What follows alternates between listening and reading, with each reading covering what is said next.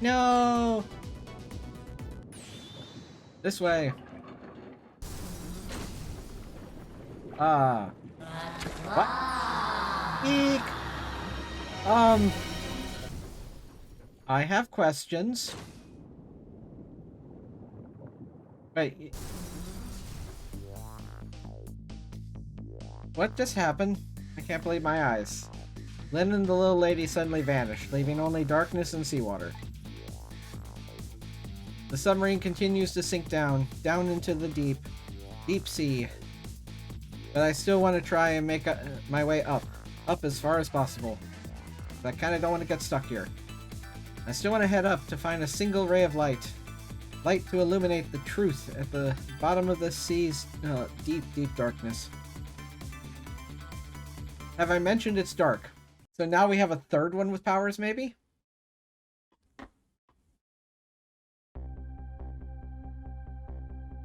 The upended submarine continues to sink slowly but surely. A long journey to the bottom of the sea.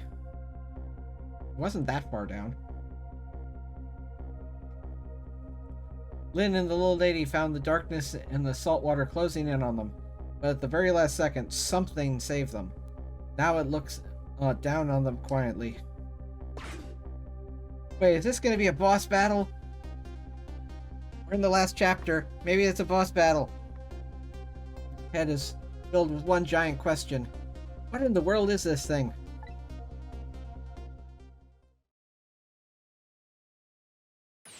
Eek!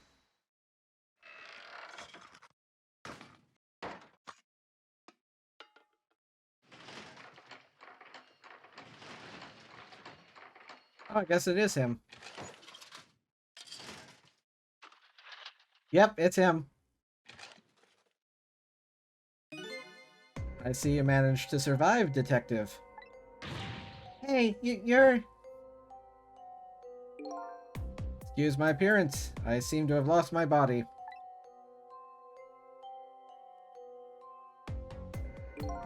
Oh, and you there.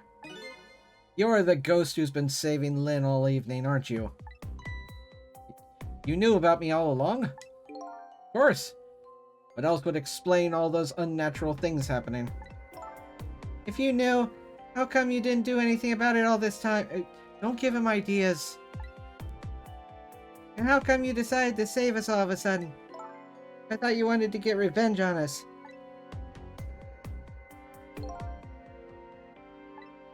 I don't really know. Please, you gotta tell me. I need to know.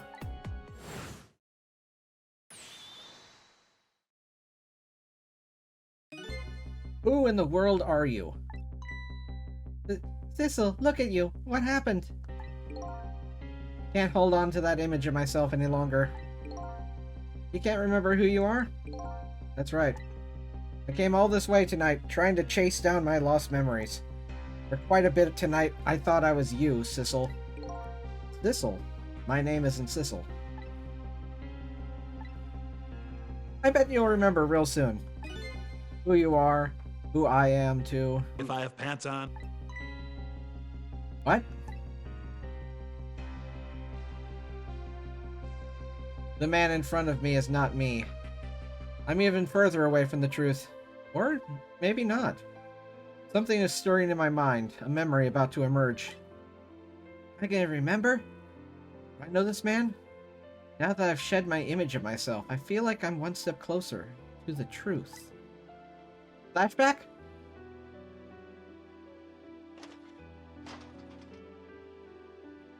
Anyone want a beer?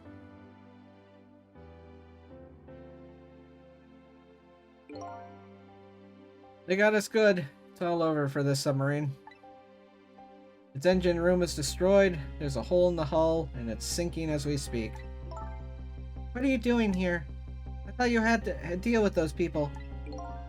They betrayed me. I was a fool to trust them. They already have what they wanted now. Temsic fragment. I didn't know they had it all figured out.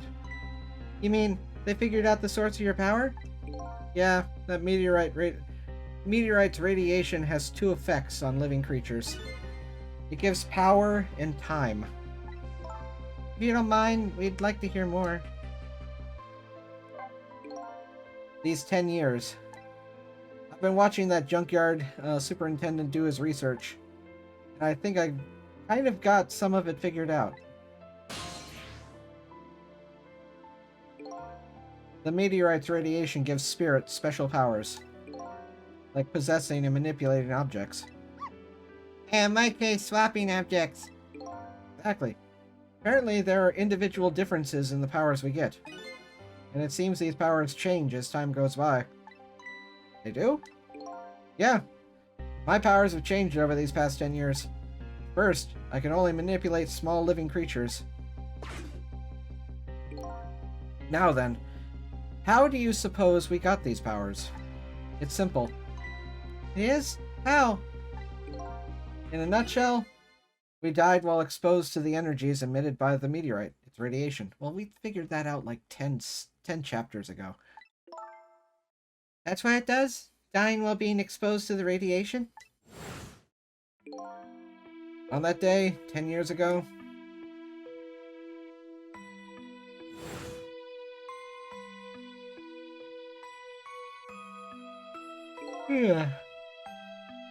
fragment of that meteorite pierced my heart, and I died.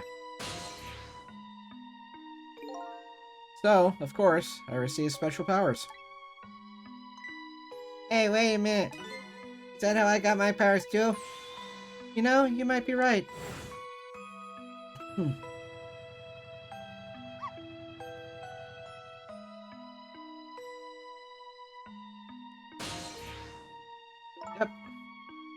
Aren't the Temsic remnants still there in the park at the bottom of the crater? You're right. That must mean I must have died in the presence of the meteorite's radiation too.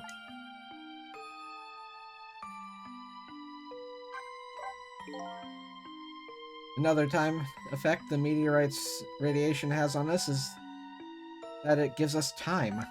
Again, I think this time effect is centered around the theme of death, but it's not all that clear. So the fact I can return 4 minutes before a person's death is another effect of that meteorite. One of the characteristics of that meteorite is its ability to replay the moments of death. Replay the moments of death? Ah, this is so strange and confusing, I can't take it all in. It makes about as much sense to me as anything else. Yes, strange and confusing. It just about sums up the object that pierced my body that day. Thanks to that meteorite fragment, my very existence is a contradiction. You're not a very good liar. What do you mean?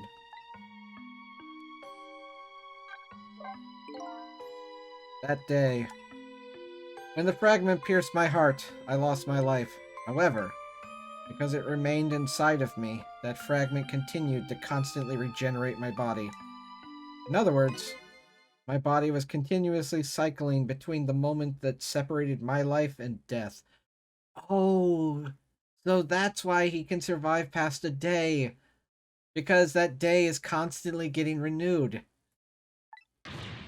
What? My body's vital function stopped 10 years ago, but my body's time is perpetually stopped at the moment just before death. Time just stopped, huh? So I just simply existed. Not really alive, not really dead. That pretty much sums up these last 10 years for me, ever since that incident in the park. My body hasn't aged a day. My hair hasn't grown an inch. Come to think of it, that old pigeon guy mentioned something. He said he couldn't cut the guy's body with a scalpel. So I guess, as soon as an incision was made, his body would be regenerated. Wow. Nice power to have. Before I left this country, I wanted to do one thing. I wanted to get revenge on the people who stole our lives. Our lives? As part of the deal, I made those guys promise a compromise. Cooperate? You mean the kidnapping? Or... no. All went fine. I manipulated the Justice Minister and made him issue the execution order.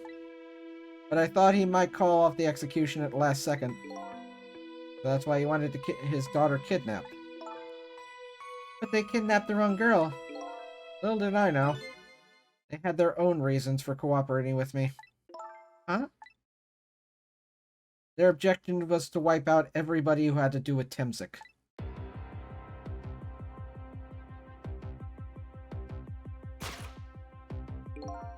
Detective Jowd was one such person, so they were happy to cooperate.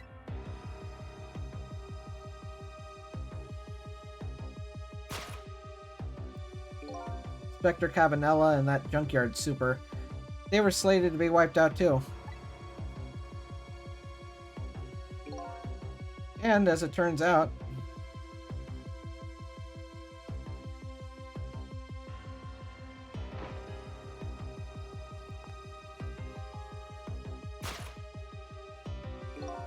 I was one of their targets as well. So they stole my Temzik fragment, and here I am. But they had one more final target. You, detective. Me?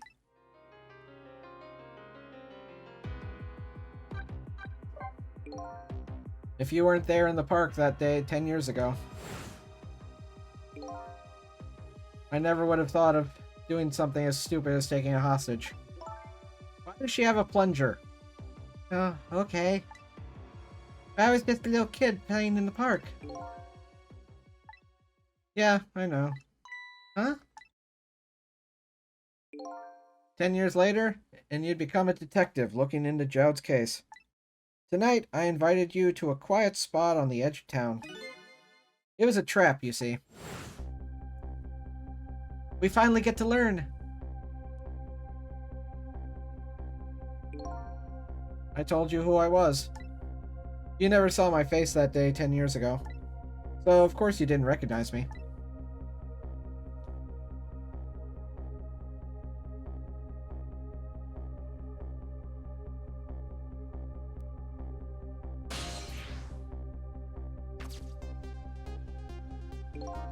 I took possession of you to make you shoot me.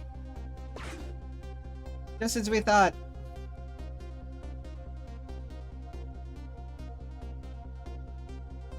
And that's why he's leaning, because his body went limp. Your subconscious resisted me. Such incredible power. It was the first time I wasn't able to control somebody completely. The aim was off, and the first shot missed the mark.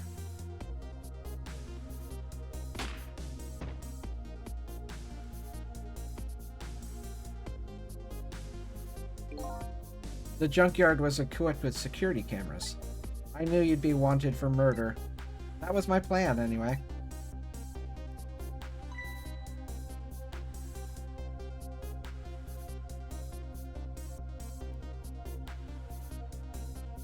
But then Chapter 1 happened.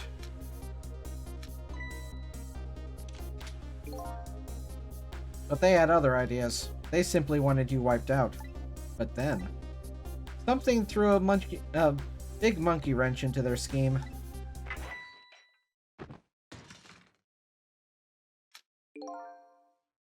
I showed up.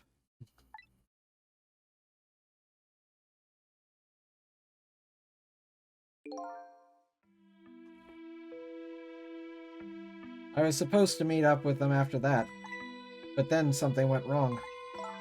What happened? My body disappeared. Aha! The inspector in white was responsible for that one. My precious bargaining chip was in that body. I had to get it back no matter what. That inspector caused me no end of trouble. But why were those people targeting me?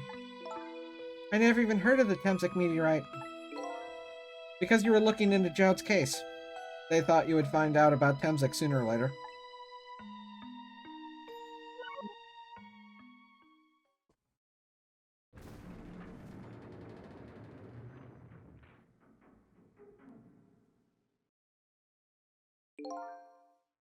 That's pretty much the whole story. Only thing left to do now is wait for the water pressure to crush this submarine. Oh no. There are no cores that link from here to the water surface. I have an idea. We hook up the phone line and there are no communication cables down this deep. They meant for this submarine to be my coffin. A coffin for the dead. There's no escape. I think I kind of understand now.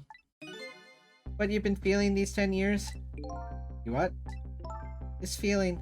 Cutting off from the world, all alone in a submarine. Thinking slowly towards the bottom of an endless sea. You know, you're not really helping. This must be how you felt all along. No. Completely not wrong. And this is my first time in a submarine.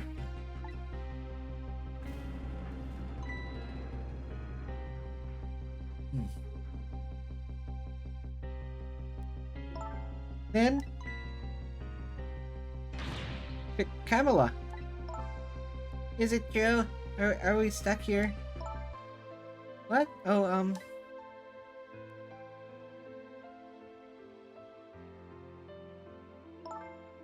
If my dad was here, he'd save us.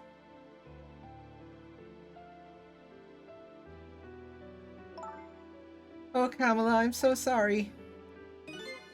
That's funny. What is it, Sissel? There's something I don't understand. Why would they go to all the trouble of detaching the control room? What?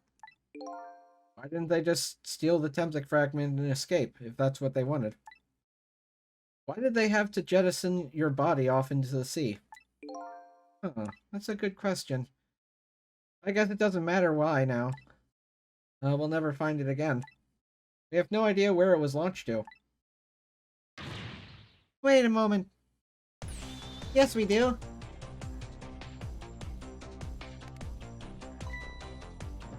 This will tell us where Detective Jowd is. That present from the inspector in white. That's right. Detective Jowd told me to hold on to it for him. And the bullet is still in this person's body in the command room, right? Then we should be able to tell exactly where it is with this.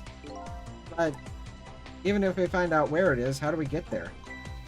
We should be able to figure something out between the three of us. With our powers, right, Miss Lynn? Right. Oh, and wait a minute. What about a torpedo? Torpedo? In any case, it's way too early to give up. Looks like Detective Jowd's our last hope. Come on, let's get started.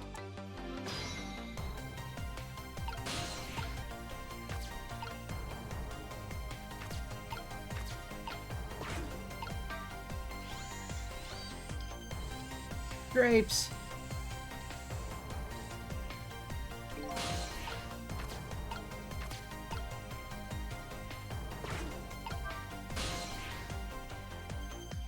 Torpedo room. Torpedo room, huh? Might be another torpedo left there. Let's go check it out. Oh, I get it. You're gonna use a missile to ram the control room.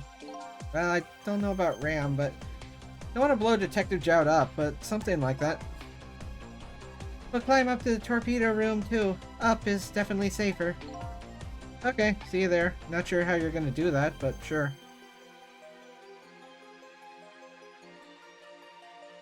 How did you do that? How did you get here? Well, you got me. By all accounts, it doesn't make sense. It looks like the torpedoes can be launched manually with these switches. There are these two tubes here, so should be one more left. I guess the first thing we have to do is load it into the tube. When it comes to missiles, you can count on me. I'll enter the coordinates to the command room and to the torpedo. That looks nothing like a control panel. Yeah, just turn on the backup power. We ought to be able to use the switches now. Okay, let's try it. Good luck! Thank you all for watching. You're welcome to come see me record these episodes live at twitch.tv/SuperBunnyBun. You can also come say hi on Twitter at SuperBunnyBun. But most importantly, I'd really appreciate it if you could like yourself, comment about how awesome you are, and subscribe to Happy Thoughts. And until next time, stay spicy and huggable. Bye!